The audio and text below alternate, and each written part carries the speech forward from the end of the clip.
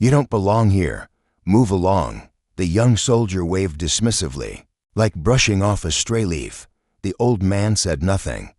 He simply lowered his eyes, adjusted the grip on his broom, and stepped back into the morning fog.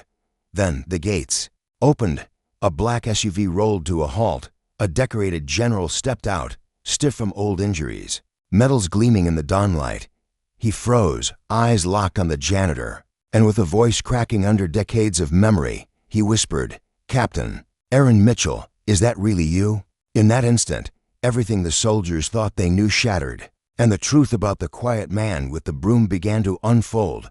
Every morning, just as the pale Nevada sun broke over the rooftops of Fort Lincoln, a familiar figure appeared. Near the east gate, Aaron Mitchell, 72 years old, weathered by time and something deeper no one could quite name, clad in a faded canvas jacket and work boots with worn soles. He arrived precisely at 05 for 5, never late, never early. He never spoke, just swept. His broom, an old push broom with a splintered wooden handle, moved with steady, rhythmic strokes, not rushed, not lazy, but with a quiet precision that caught the eye if you paused long enough to notice.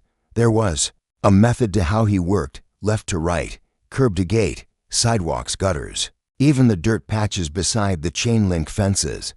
He moved like someone who used to give orders, but now took none. Most of the young soldiers didn't pay him any attention. Some gave him sideways glances, maybe a chuckle. "Base mascot," one joked once, another muttered, "Probably thinks he's doing something important." They saw the gray beard, the bent back, the silence, and assumed eccentricity or, worse, irrelevance. Only a few treated him differently. Private First Class Jason Miller was one of them, a soft-spoken, second-generation soldier who was more observant than most. One chilly morning, he brought Mitchell a bottle of water. Another time, a hot coffee left quietly on a ledge. He never said much, just nodded, and Mitchell would return. The nod, almost like a salute between ghosts, that no one knew where the old man came from. He never entered the base, never crossed the yellow security line. He just swept and watched, often staring through the gates as if searching for something or someone on the other side. To the brass, he was harmless, a nuisance at worst. Nobody filed reports. Nobody checked his name, because really, what harm? Was a broom-wielding old man who showed up like clockwork, did more cleaning than the maintenance staff, and vanished before noon? But Jason saw something in him, something about the posture, the way he stood when the flag was raised, that hinted at a different story, a story no one had bothered to ask. And Mitchell, he never asked for a thing, not food, not money, not thanks. He just swept and waited. Jason Miller didn't know what made him pay closer attention. Maybe it was the way the old man's eyes flicked up every time a military jeep rolled through the gate, or the subtle way he stiffened, not with fear, but with the reflexive posture of someone trained long ago to stand ready. Most soldiers brushed past without noticing, but Jason began to pick up on the patterns. It started one morning when the sun was still low and the fog hadn't yet lifted. Jason, on patrol near the eastern gate, paused to sip coffee and glanced over at Mitchell.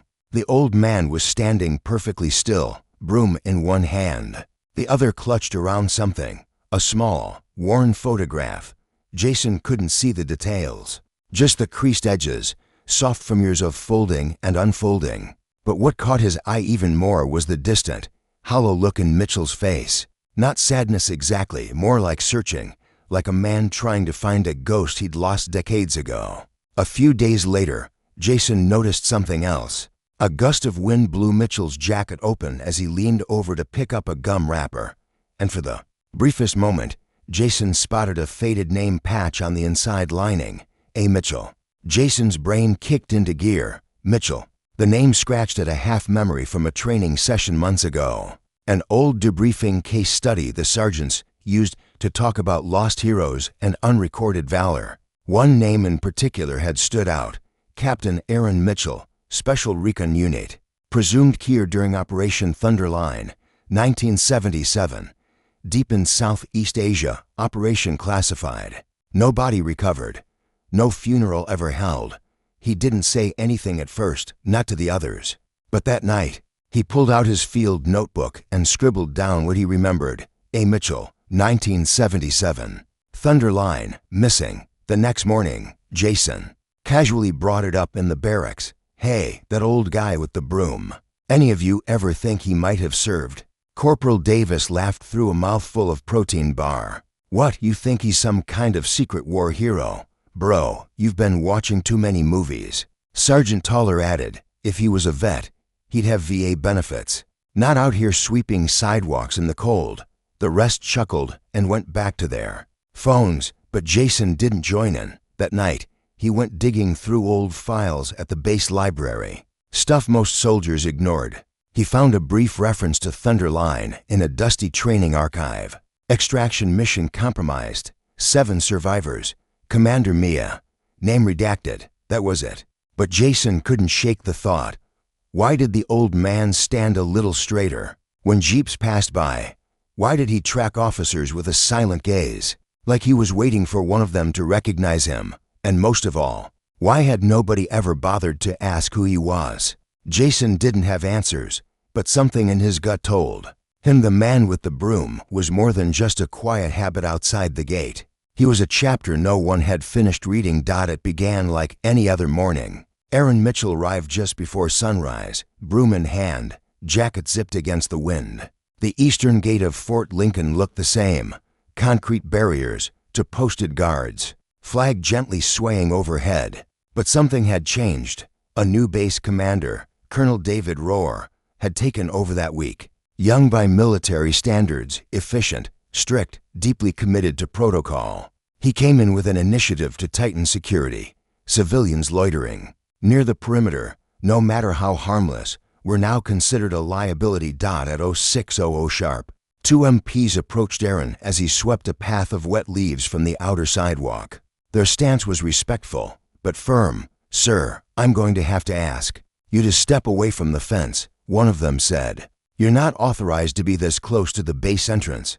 Aaron looked up, eyes calm. I've been cleaning this stretch for years. We understand, but new orders are in place. No civilian presence past the yellow line. I'm afraid you'll have to leave. Aaron didn't argue. He simply nodded, leaned his broom against the fence, and bent to collect his things, a bucket of cleaning supplies, an old jacket folded neatly on the bench, and a small, weathered satchel. That's when it happened. As he lifted the satchel, the zipper snagged on the edge of the bench. A metal box fell from the flap and hit the concrete with a sharp clatter. The lid popped open on impact.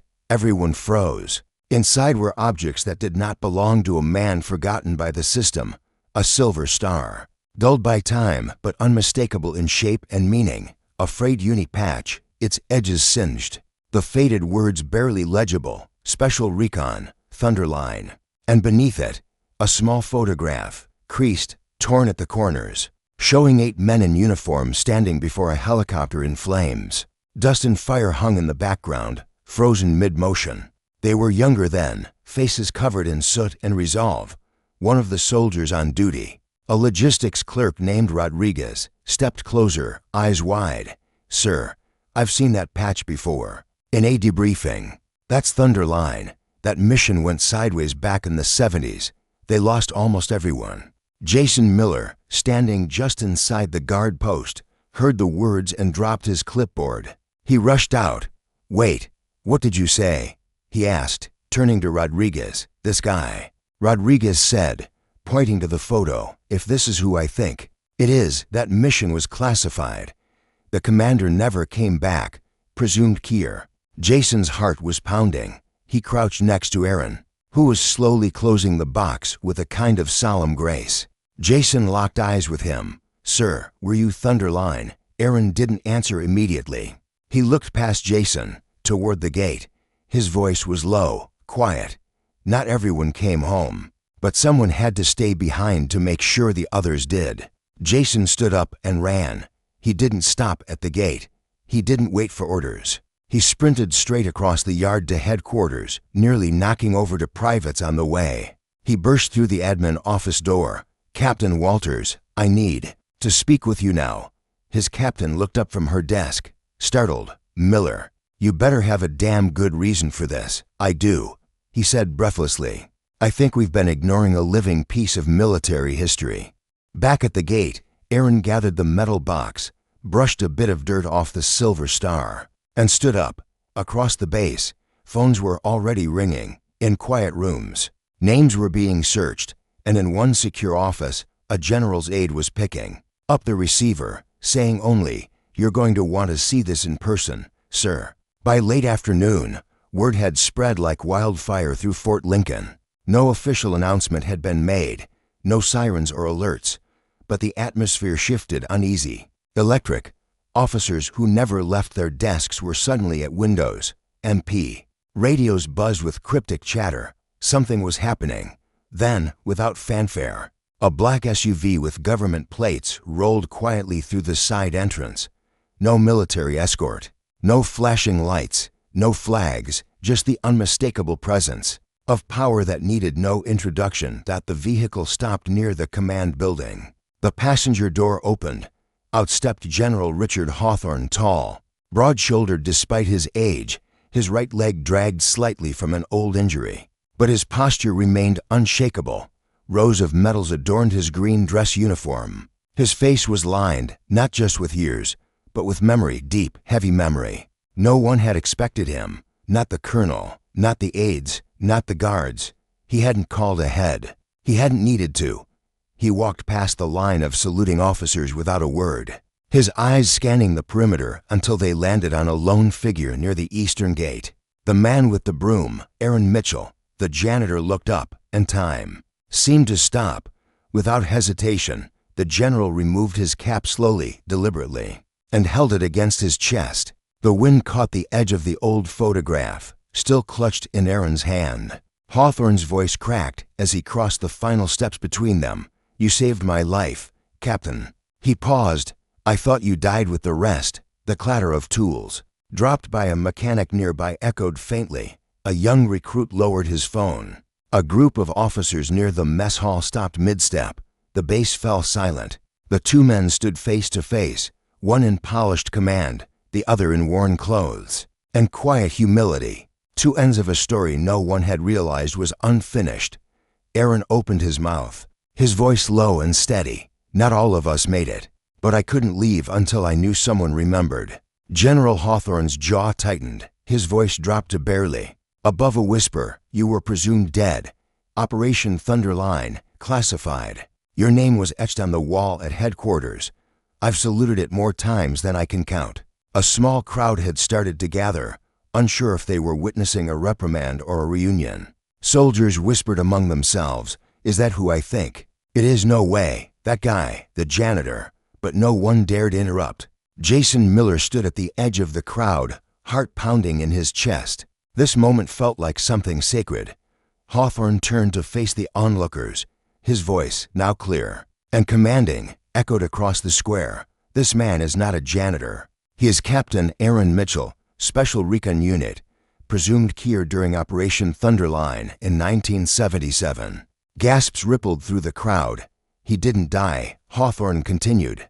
"He stayed behind to save us. Every breath I've taken since that day belongs to him." And with that, he did something no one expected. He stepped back and gave Captain Mitchell a full, formal salute, the kind you give to legends. Around the square, one by one, soldiers straightened, young and old, privates and officers. And then, like a tide rolling in, they began to raise their hands in silent salute. Aaron said nothing, but his hand rose too, shaking slightly as he returned the gesture. And for the first time in decades, he was seen, not as a man with a broom, but as a hero who had never stopped standing watch. The story that followed was one no one at Fort Lincoln had ever expected to hear, not from an old man with a broom, and certainly not from the lips of a general.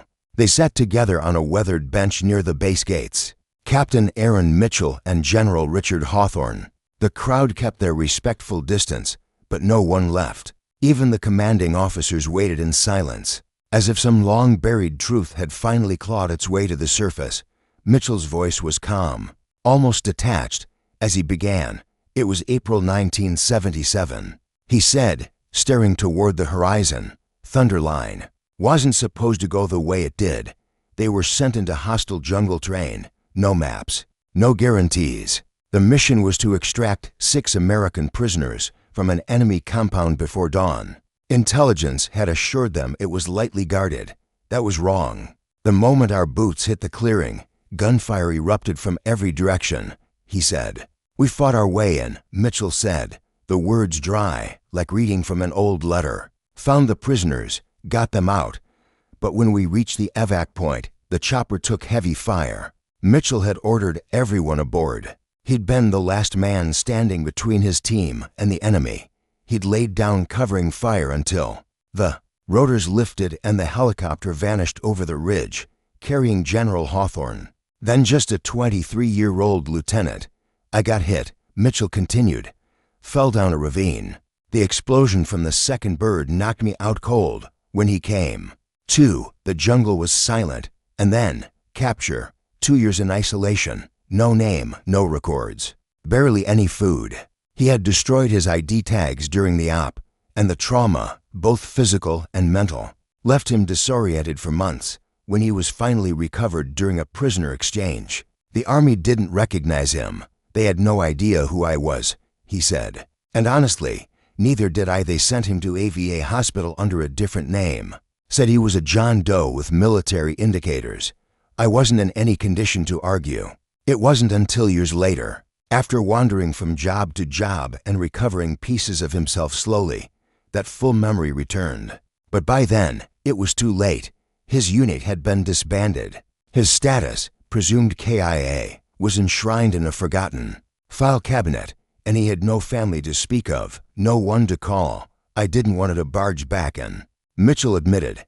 Didn't want applause, didn't want disbelief. I felt like I failed.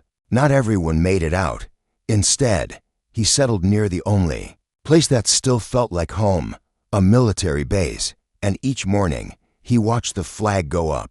He cleaned the walkway beneath it, and though no one noticed, he stood at attention during reval every single day. I didn't want a parade, he said. I just wanted to make sure the place still stood, that the flag still flew. General Hawthorne, seated beside him, looked away to hide his emotion. When he finally spoke, his voice was low but firm. You didn't fail anyone. Captain, you gave 7 of us a life we never would have had. Families, futures. I wouldn't be here if it weren't for you. The truth of Aaron Mitchell's past didn't come with fireworks or speeches. It came quietly, from the mouth of a man who had lived in silence for too long, and for the first time in decades, the Army listened. It didn't take long. Within 48 hours of General Hawthorne's visit, the Department of Defense verified the records. Cross-checks with old mission logs, handwriting samples, and medical files confirmed the truth. Captain Aaron Mitchell, once listed among the dead, was very much alive. A full, formal ceremony was arranged at Fort Lincoln, one unlike any in recent memory. Rows of chairs were lined beneath the morning sun, filled with soldiers, officers, and civilians. Representatives from the Pentagon arrived. Veterans who had served under Mitchell traveled across states. News cameras lined the perimeter. Even national outlets picked up the story. Lost hero returns after 4 decades in silence. But Aaron Mitchell was nowhere near the podium. He stood quietly at the edge of the gathering, dressed not in uniform, though one had been tailored for him, but in the same simple clothes he wore every day. He watched the proceedings from a shadowed corner, hands clasped behind his back, as if it was someone else they were honoring. One by one, his medals were returned, the Silver Star for gallantry in action, the Purple Heart for wounds sustained in the line of duty, the Distinguished Service Cross for a mission no one dared attempt and no one thought could succeed. His name was officially removed from the KIA registry and reclassified as retired with honor. His back pay, decades worth, was reinstated with interest. The department offered housing on any base, lifelong medical care, and access to every veteran's benefit denied to him for 40 years. When finally called to speak, Aaron approached the podium slowly. The crowd rose, but he held up a hand. No need for applause. I appreciate what's been done today. He began softly, voice calm but firm. But I didn't come back for medals. I didn't stay to be found. I just wanted to watch over the flag and make sure it never went unraised. A hush fell. I don't want a house. I don't need a title. I've had enough walls around me for one lifetime. He paused, then looked directly at the base commander. What I'd like is permission to raise the flag each morning. Just that, nothing more. The silence was broken by General Hawthorne, who stood slowly from the front row. He turned to the commander, then to the crowd. Captain Mitchell has earned the right to raise any flag on any base in this country. If he wants to serve, we should be honored to let him. The room burst into applause, but Aaron only nodded once and stepped down. In the days that followed, media outlets flooded the base with interview requests, hoping to turn his story into headlines and specials. Mitchell declined them all. He had no interest in television or documentaries. When asked why, he said, "If I'd wanted attention, I wouldn't have spent 40 years in silence." Instead, he returned to his routine. But now, it was different. At 0600 sharp, the gates opened just a few minutes early each day, not for an officer's convoy, but for a man in a faded jacket carrying a flag under one arm and a broom in the other. The honor guard now stood beside him. A bugler from the base band played each morning, and slowly, the base began to understand. Some men don't seek recognition, they seek duty. The quiet kind that doesn't end with retirement or medals or applause. They serve because it's who they are. It began with just one child. A boy from the base housing area had wandered over to the flagpole one morning, still in his pajamas, clutching a toy truck in one hand and his father's hand in the other. He stood quietly, watching Aaron Mitchell raise the American flag with steady, deliberate care, each fold precise, each movement reverent. The boy didn't ask questions. He just stared, wide-eyed, as if witnessing a ritual more sacred than anything he'd seen before. The next day, 3 children came. By the end of the month, a dozen gathered every morning, some in school uniforms, others in raincoats or wrapped in blankets. They called him Mr. Mitchell or Captain, depending on what their parents had told them. Aaron would greet them with a nod and a soft smile, then return to his task with quiet dignity. He never gave speeches, but over time, the children began to ask questions. Why do you stand so still, sir? Were you really in a war? Do you miss your team? Aaron answered only what mattered. Discipline matters most when no one's watching. Snowden. Duty isn't what you're told to do. It's what you choose to do. And yes, I miss them every day. Word spread beyond Fort Lincoln. Cadets from nearby Silver Ridge Military Academy made the hour-long drive each weekend just to meet him. Many didn't approach, just stood at a distance, notebooks in hand, watching the way he folded the flag, the way he saluted alone, the way he picked up even the smallest litter near the pole. The Academy soon partnered with the Department of Defense to establish the Aaron Mitchell Ethics Library, a facility housing not just texts on military leadership, but also journals, letters, and case studies focused on the human side of service. It became a required stop for officer candidates before graduation. But Aaron's legacy didn't stop at a library. General Hawthorne, just before retiring from active duty, spearheaded the creation of the Mitchell Protocol, a set of reforms to prevent what happened to Aaron from ever happening again. The protocol mandated enhanced follow-ups on presumed KIA soldiers, especially those in classified operations. It required secondary ID methods in covert missions, mandated VA case reviews for unidentified veterans, and placed new responsibility on commanders to verify the reintegration of prisoners of war and MIA returnees. It was signed into policy in a quiet Pentagon conference room, with Aaron's photograph placed beside the flag at the head of the table. Aaron never asked for any of this. When Revy learned of the changes, he simply said, if it helped someone else find their way back home, that's enough. The base changed because of him. Morning flag raisings became a respected event. Duty rosters adjusted so more soldiers could attend. School buses stopped 5 minutes early so children could watch. Officers began citing his name during leadership briefings, not to inspire grandeur, but to remind them of the power of unseen sacrifice. Aaron never stood behind a podium. He never accepted honorary degrees or wrote memoirs. But in his quiet presence, something unshakable took root. He became the base's conscience, its memory, its living reminder that some heroes aren't buried with trumpets or celebrated in textbooks. They walk among us, broom in hand, flag at heart. And every morning at Fort Lincoln, as the anthem played and the stars and stripes rose into the sky, those who gathered knew they weren't just watching a flag go up, they were witnessing legacy in motion. In the years that followed the ceremony, Aaron Mitchell lived a quiet life, just as he always had. He declined the base housing offered to him and instead chose a modest studio apartment in a quiet neighborhood 2 miles away. No luxuries, no plaques on the walls, a small bookshelf, a worn recliner, and a wooden case in the corner that held his broom and his folded uniform. Each morning, before most of the base was awake, he walked the path he knew by heart. Same time, same route, same purpose. He continued raising the flag at Fort Lincoln every day, rain or shine, snow or blistering desert heat. Even on days when his joints ached or his breathing was labored, he never missed. And every morning, the children still came, soldiers still saluted. The chaplain often said that Aaron's quiet presence did more for morale than any policy or speech. On his 80th birthday, the base organized a simple gathering under the flagpole. No news crews, no media, just those who mattered. The gifts were humble and heartfelt. A hand-carved walking staff made by a wounded Marine from the base rehab unit. Dozens of handwritten letters from military children, filled with drawings and questions. Jason Miller, now a sergeant, read aloud a note signed by the entire morning watch to the man who reminds us what service really means. We stand because you stood first.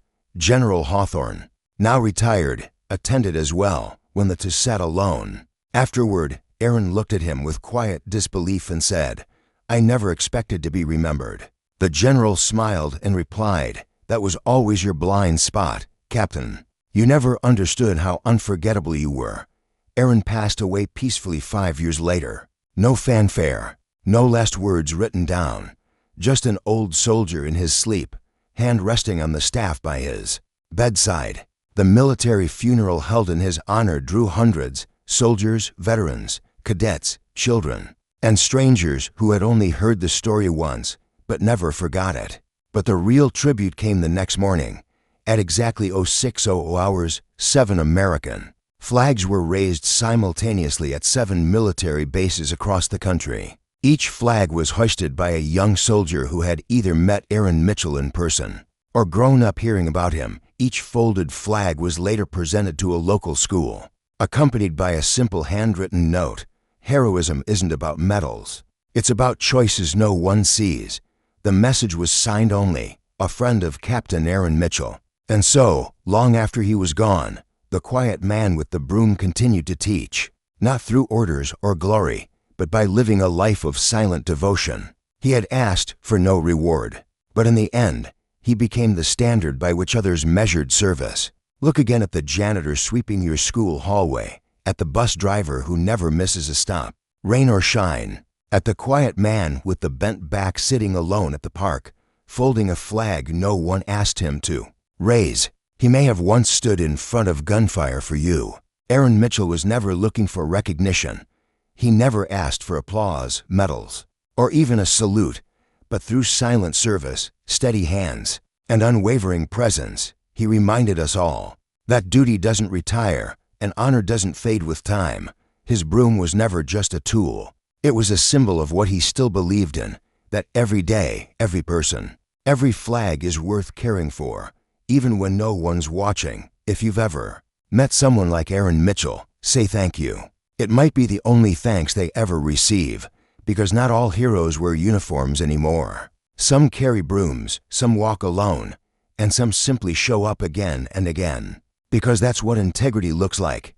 Now, we want to hear from you. Have you ever known someone like Aaron?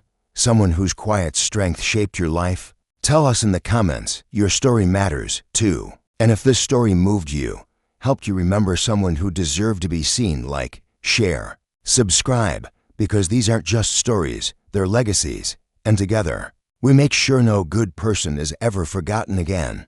Thank you for watching. We'll see you in the next story.